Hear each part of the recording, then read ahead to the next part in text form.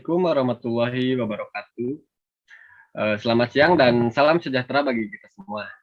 Perkenalkan, saya Andi Rahid Nugraha sebagai moderator dan pemandu jalannya acara talk show online Indonesia One Map Policy. Pertama-tama, saya ucapkan selamat datang dalam acara talk show online yang akan membahas mengenai Indonesia One Map Policy atau kebijakan satu peta.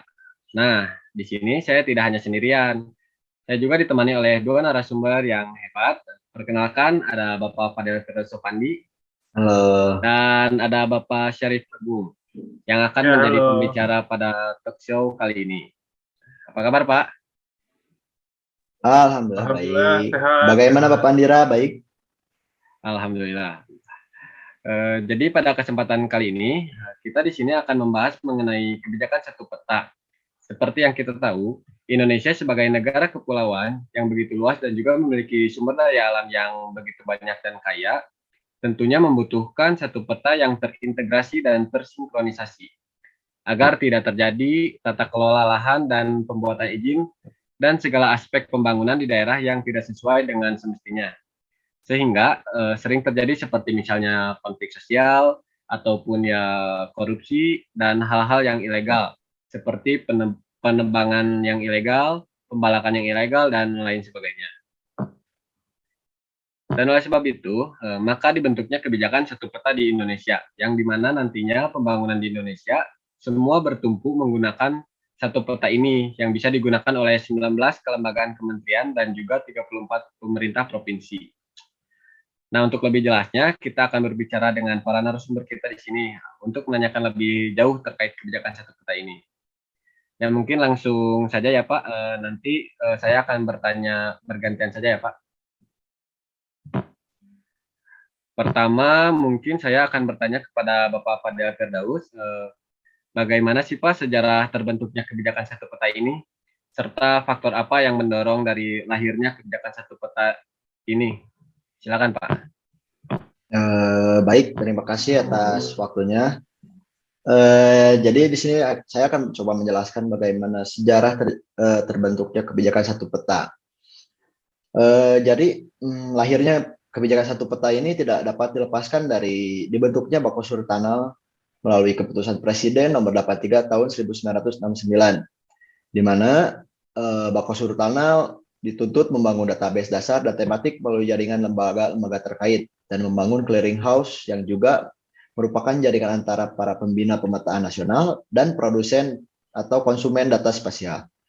Di mana pada hakikatnya tujuan akhir kebijakan satu peta adalah berbagi data spasial dengan menggunakan teknologi Geographic Information System atau GIS atau Sistem Informasi Geografis, di mana gagasan konsep pemanfaatan teknologi SIG mendukung pembangunan Indonesia sudah disampaikan juga oleh Ketua Bako Surtanal pada saat itu pada rapat keempat Panitia Kekayaan Alam tahun 1976 di Jakarta, yaitu dengan makalah berjudul Pengembangan Sistem Informasi Sumber Daya dan pada Sumber Daya Alam Nasional, di mana sistem informasi sumber daya pada hakikatnya merupakan suatu sistem informasi pengelolaan sumber daya dan lingkungan yang memberikan bahan bagi perencanaan pembangunan yang harmonis dan menyeluruh serta pemanfaatan sumber daya secara optimal.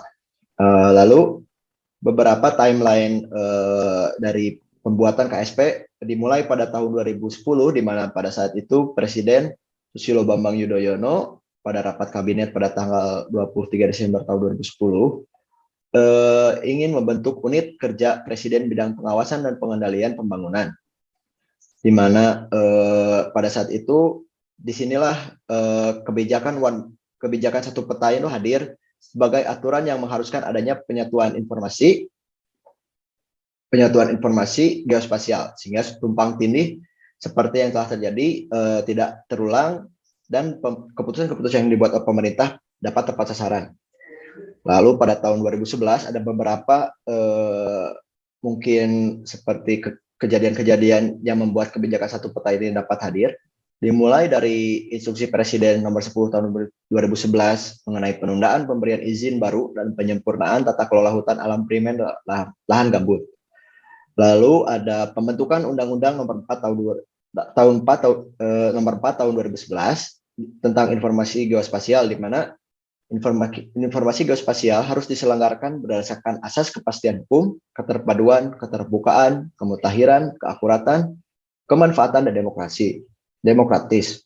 Lalu Kepala BIG pada saat itu mengatakan bahwa One Map Policy ini akan mendukung kebutuhan penyelenggaraan pemerintahan yang efektif dan efisien, termasuk di dalamnya pengawasan pengelolaan lingkungan. Lalu pada tahun 2013 sebenarnya satu peta itu sudah hadir di Indonesia. Namun dalam skala yang kecil, yaitu 1:250.000 untuk seluruh wilayah Indonesia. Nah, pada tahun 2013 pun telah diselesaikan pemetaan nasional skala kecil skala besar yaitu 1:25.000, namun belum menyeluruh, hanya baru wilayah Sulawesi Selatan. Nah, lalu mungkin saya lanjut ke pendorong-pendorong saja ya. Jadi pendorong-pendorong dari KSP itu ada kurang lebih ada 4. Jadi KSP sebagai kebijakan strategis dari pemerintah untuk mendukung pembangunan yang sinergis sehingga memperkuat program KSP di masa depan ini. Nah, ada 4 faktornya, yaitu arahan Presiden RI yang saat ini menjabat, yaitu Bapak Presiden Joko Widodo. Lalu kedua adalah Peraturan Presiden tentang Satu Data Indonesia. Yang ketiga Peraturan Presiden tentang Strategi Nasional Pencegahan Korupsi.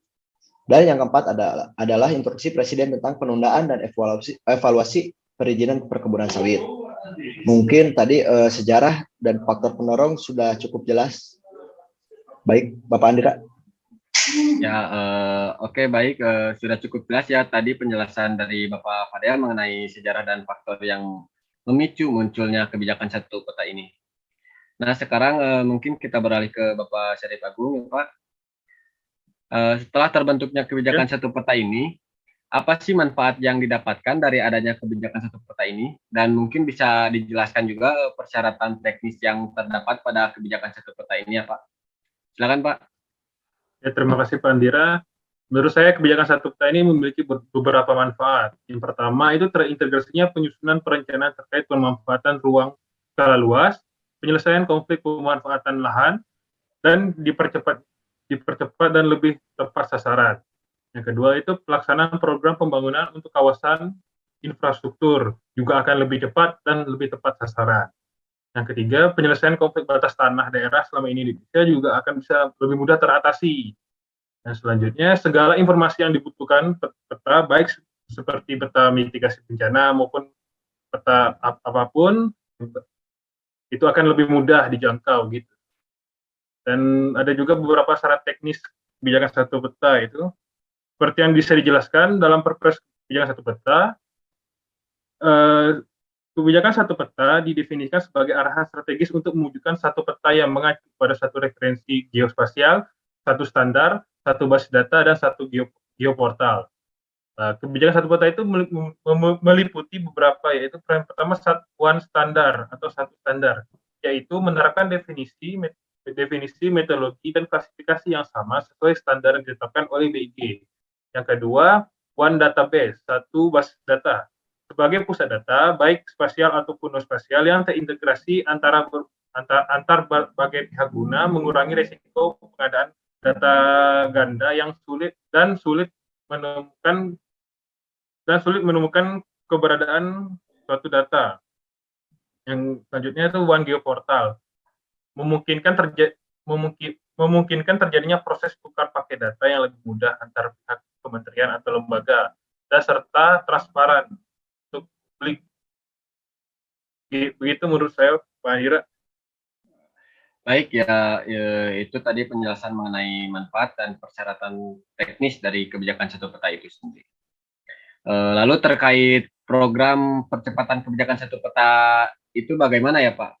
Mungkin seperti strategi dan tantangannya bisa dijelaskan oleh Bapak Fadel?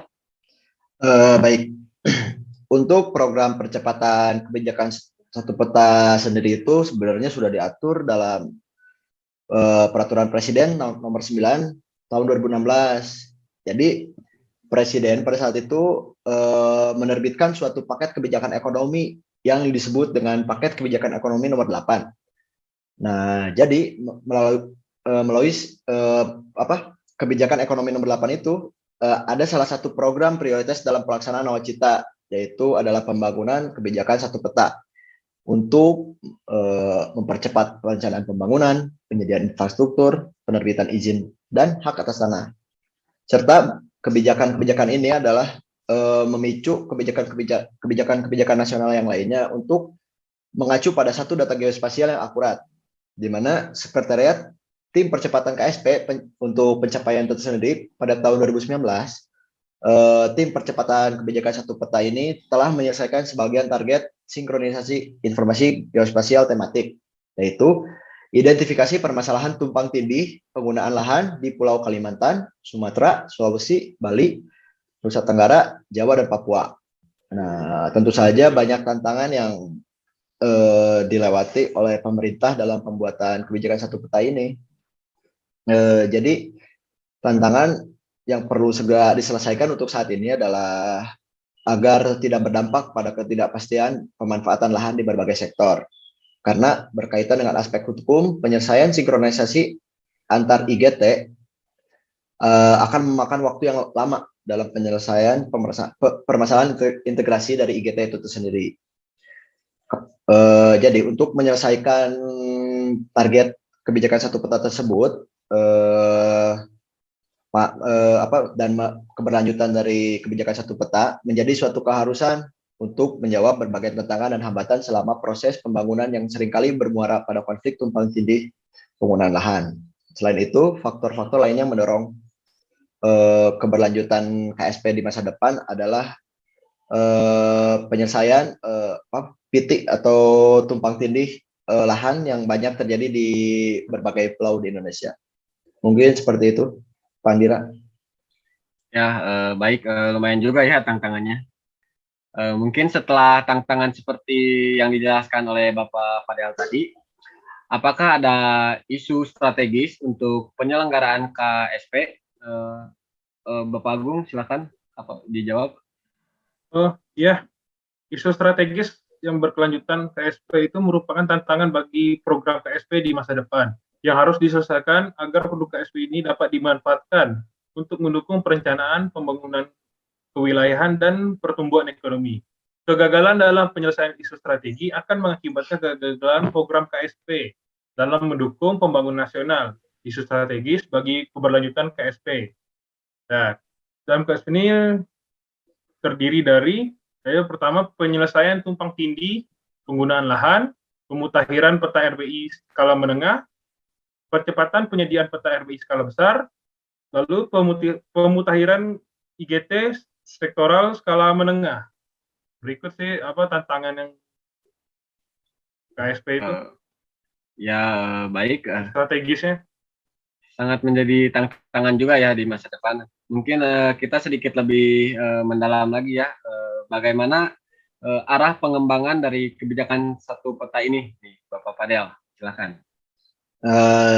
Jadi mungkin karena tujuan pelaksanaan KSP ini diharapkan untuk pemanfaatan data bersama atau berbagi data informasi geospasial yang akurat dan akuntabel di antara penggunaan data dari kalangan pemerintah, dunia usaha, masyarakat.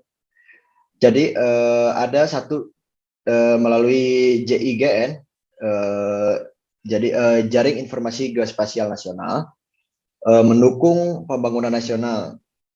Lalu dengan menerapkan kebijakan satu peta, penggunaan data dari informasi geospasial diharapkan dapat diakses dan terintegrasi dengan portal SDI, di mana dataset informasi geospasial tematik multitema hasil integrasi dan sinkronisasi dari produk kebijakan satu peta dipublikasikan oleh pemerintah kepada para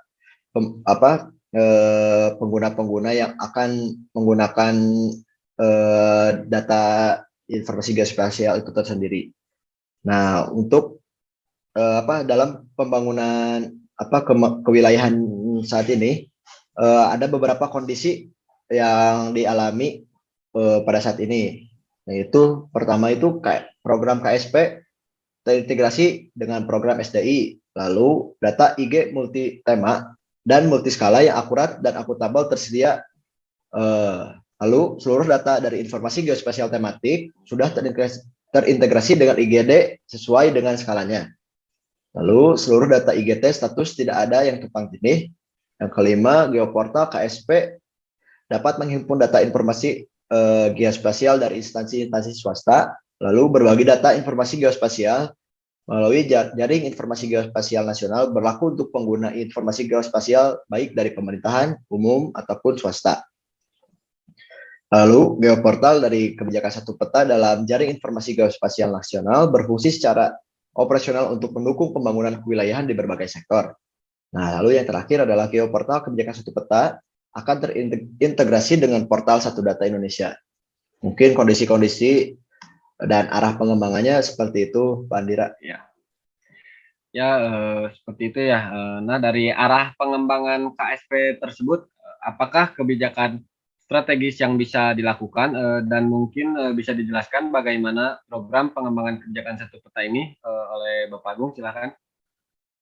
Oh iya, ini kebijakan strategis yang bisa dilakukan itu adalah pengembangan KSP untuk mewujudkan berbagai data IG yang akurat dan akuntabel antar pengguna data dari berbagai kalangan melalui JIGN yang terintegrasi dengan portal SDI dalam rangka mendukung pembangunan nasional.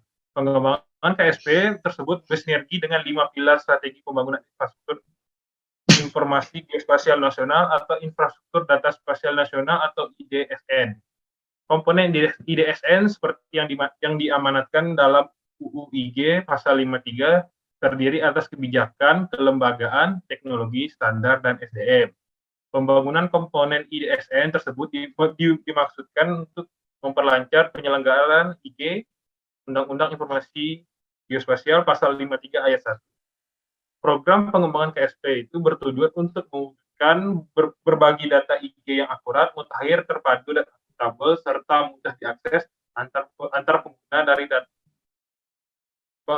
pengguna data dari kalangan manapun melalui JIGN yang terintegrasi dengan portal SDI dalam rangka mendukung pembangunan nasional.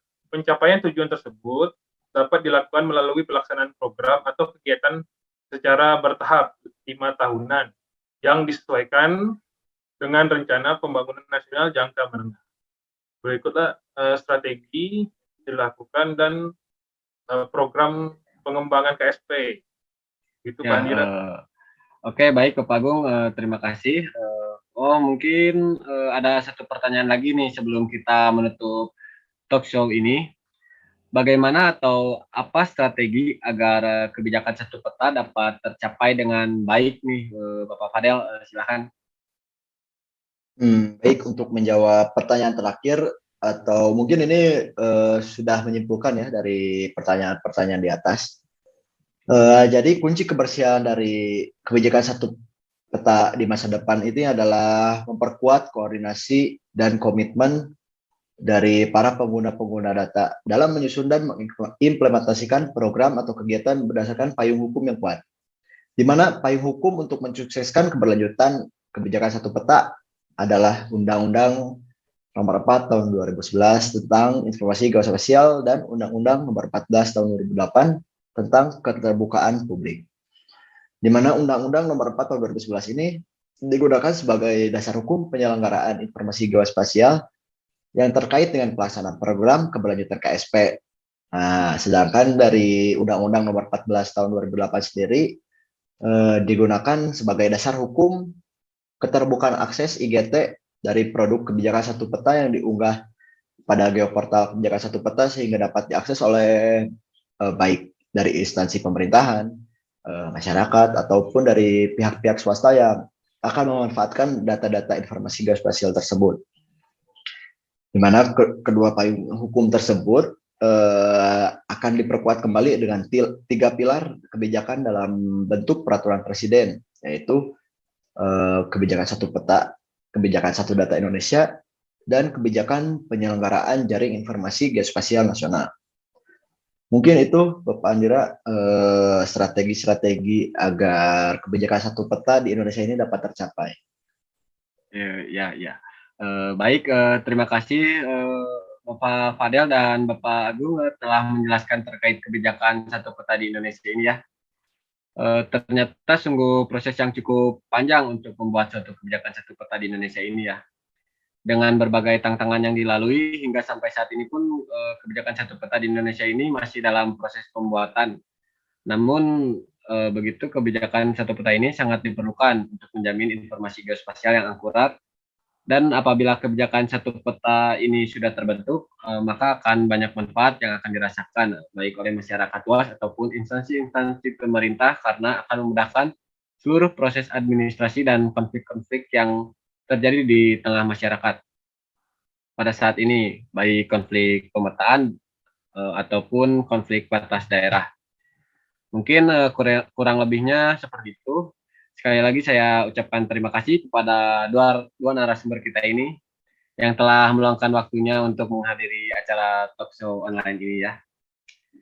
Baik, cukup sekian dari talkshow online ini. Sampai berjumpa kembali di lain waktu. Wassalamualaikum warahmatullahi wabarakatuh. Waalaikumsalam warahmatullahi wabarakatuh. Dadah semuanya. Dadah semuanya, terima kasih.